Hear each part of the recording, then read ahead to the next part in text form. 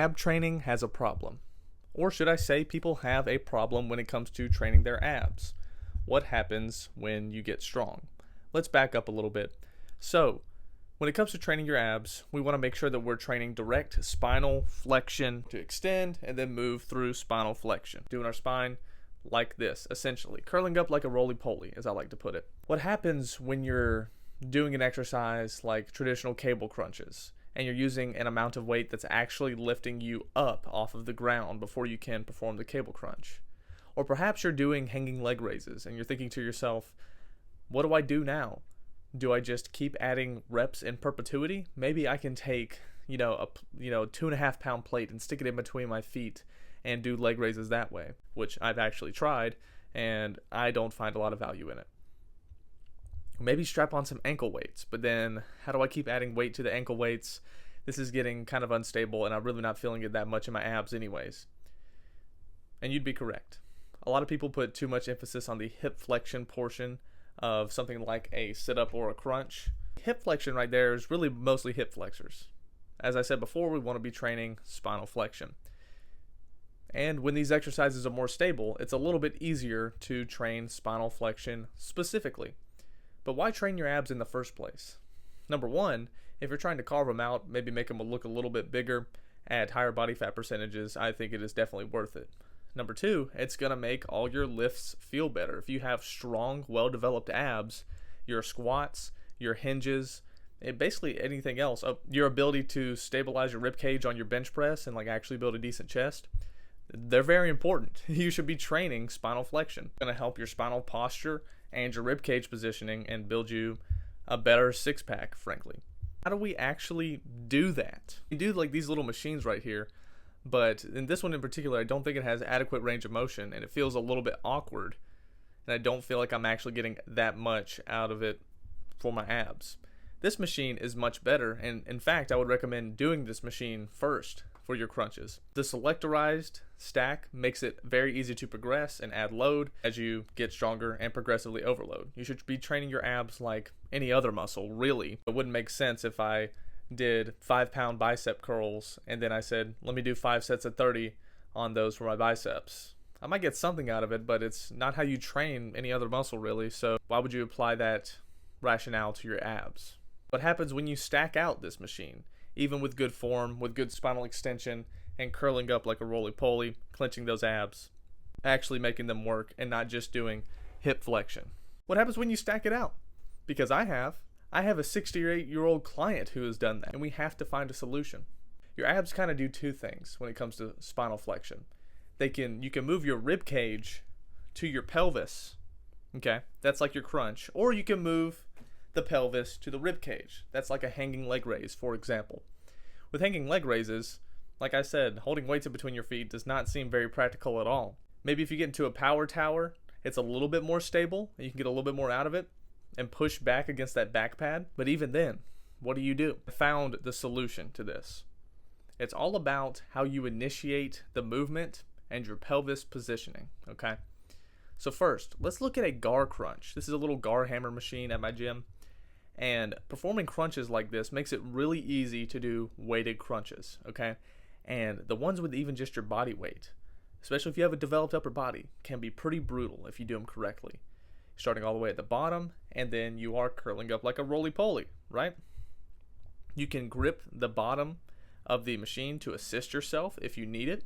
Just the resistance. You can move your hands forward or back. The further back your hands are, the heavier the crunch is going to feel.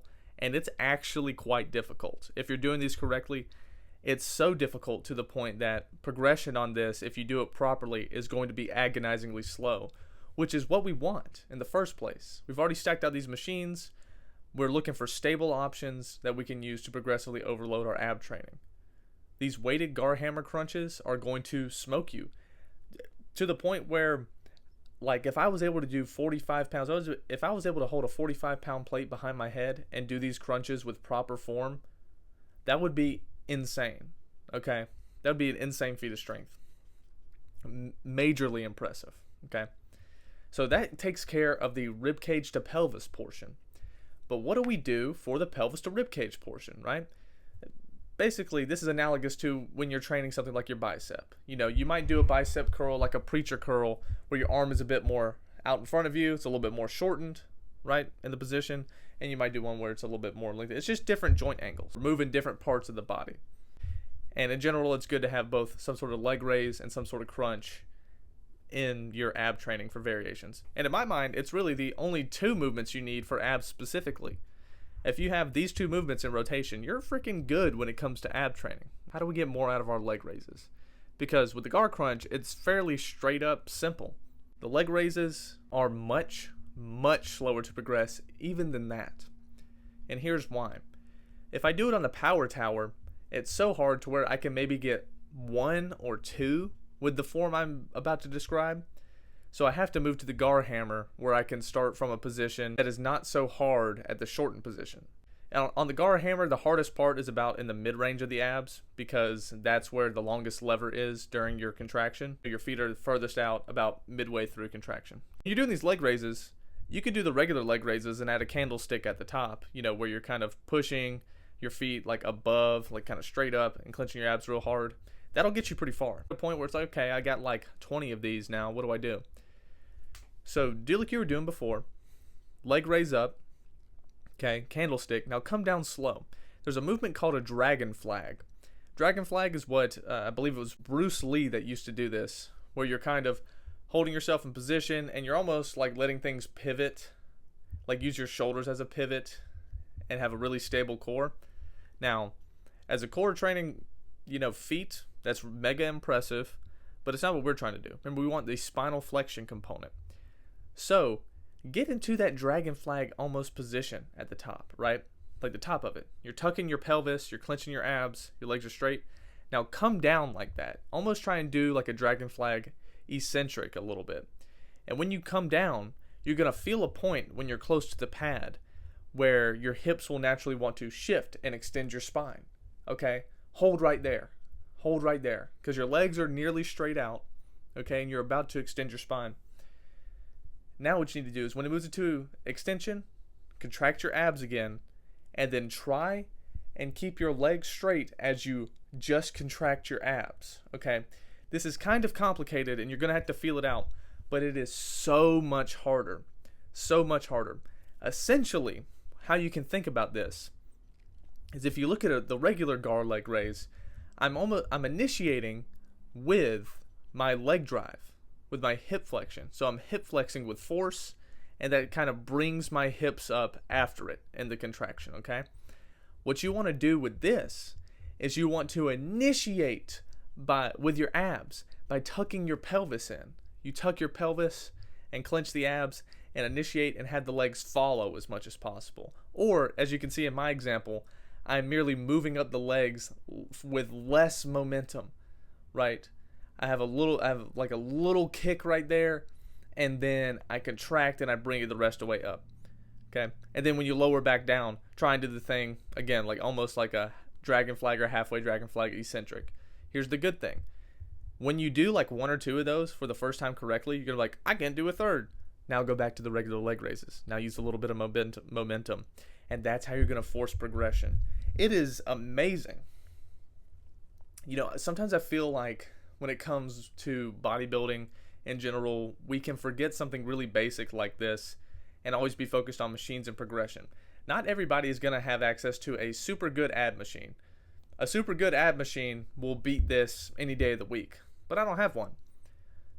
But this stuff should not be taken lightly. It's just as viable, and much more accessible for the general population. It's going to take a little bit of skill and a little bit of practice to get that pelvis positioning, tucking it hard, contracting, and initiating the movement by actually bringing your pelvis to your rib cage and letting your legs follow. It's tough, but you can do it with a little bit of practice. Here is the even better thing. If you're not quite at the point where you're ready to move on to these other variations, you can still take these principles and apply it to your ab training as it exists now. Are you doing crunch variations by almost counting your vertebrae as you go up and crunch? Are you doing your more leg raise variations by trying to initiate with the pelvis. Eventually, I'll progress to doing this on the hanging leg raise, which will be much harder. Much harder. This form that I showed you in this video could still be improved, okay? So, keep this in your back pocket when it comes to moving the needle forward with your ab training, because it's not always so simple as just keep adding weight. If you found this video helpful, like and subscribe. Comment down below your thoughts or whatever else you think I should cover. Rock on, y'all.